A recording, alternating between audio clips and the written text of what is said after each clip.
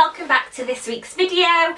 It is not a personal video, but it's an advice video from my personal experience. So I'm not saying any of this is right, and obviously every parent is different, but I wanted to give 5 top tips to first time mums just from my experience.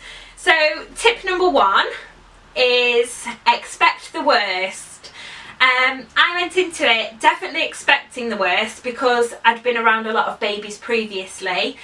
I was expecting to be up all night basically, which you can be with some children, don't get me wrong, but Henry probably woke up 3 or 4 times in the night, feeding or just windy because he did suffer with colic.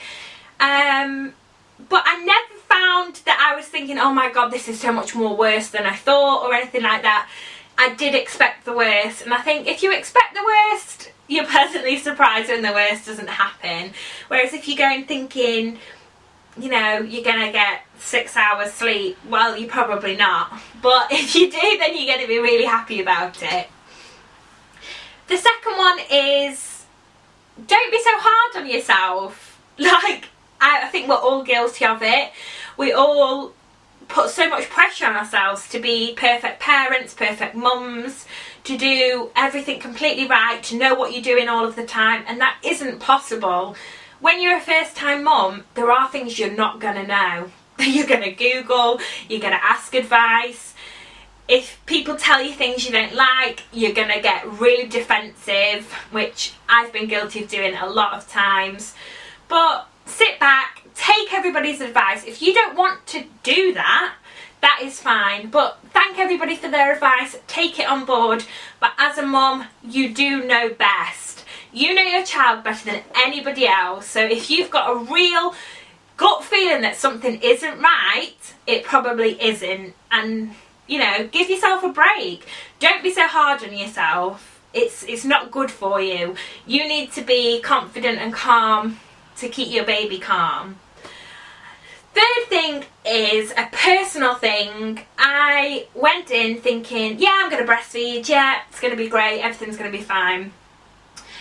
Well, in fact, I really struggled with breastfeeding. I had a really traumatic birth, so both me and Henry weren't ourselves. With it being a traumatic birth, it meant that my milk didn't come in on time, so Henry was basically not getting what he needed, and I ended up back in hospital with Henry. I persisted and I breastfed for 4 months, and I'm really glad I did. It was a fantastic experience, and the bond that it gave me and Henry was amazing. But if you cannot breastfeed, or you don't want to, or there is just something that you don't, then that's fine. If you want to breastfeed, that's fine. I think a lot of mums can be judgmental of each other, and you shouldn't be, because none of us know each other's circumstances well enough to judge.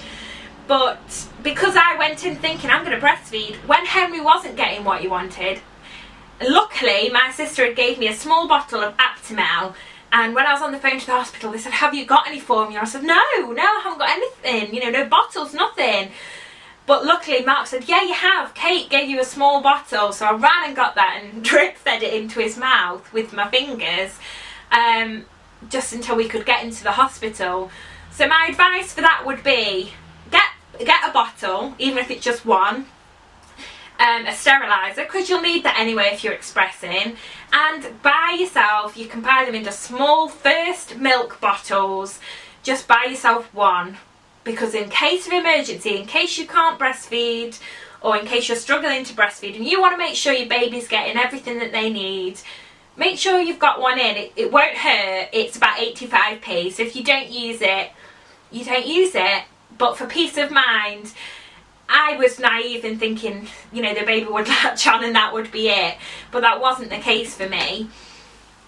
Tip number 4 would be, if you can, go to baby groups and meet people who are in the same circumstances as you. I am unfortunately not the sort of person to go to baby groups. I tried it and I really didn't like it, and neither did Henry. And I've been really fortunate that I've met somebody who lives literally opposite me, who had a little boy 5 weeks later, And this person is a mum who's like me. She's realistic, she doesn't judge me for anything that I do, and I think find a friend that is a realistic mum.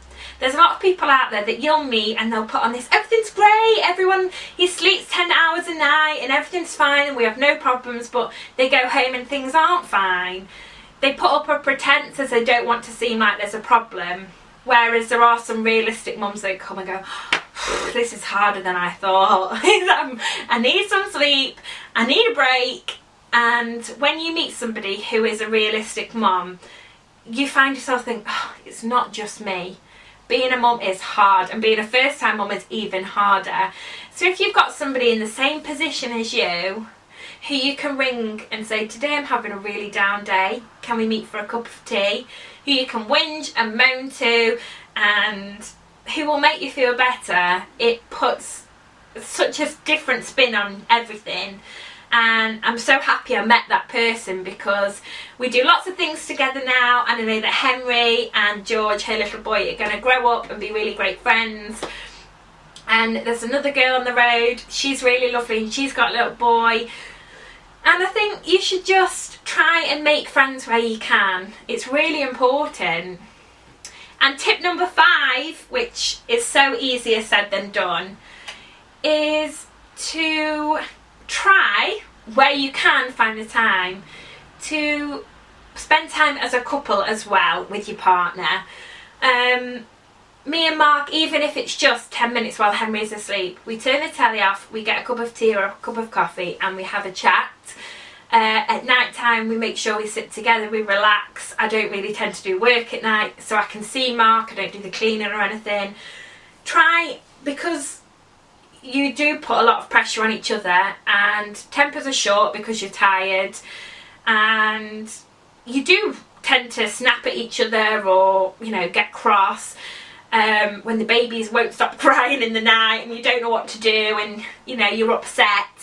That person there, Mark, just coming and going, it's okay, makes you feel 100 times better. If you don't make time for each other, I don't think you feel as supported, and I think having that support of your partner is amazing. And the same with your family. I've snapped at my sister so many times when they've just tried to give me advice, and I look back and think, I wish I'd not snapped at them. I wish I'd just said, I'm really not, you know, I really don't know what to do, I'm struggling here. But I'm quite a proud person, so for me to do that is a real learning curve. But being a mum has taught me that you really do need to lean on people, you know, even if it's just to spend time with you, because being at home with a child all the time is, you know, sometimes you just think, I want to talk to an adult. So yeah, those are my 5 top tips. I hope you like them.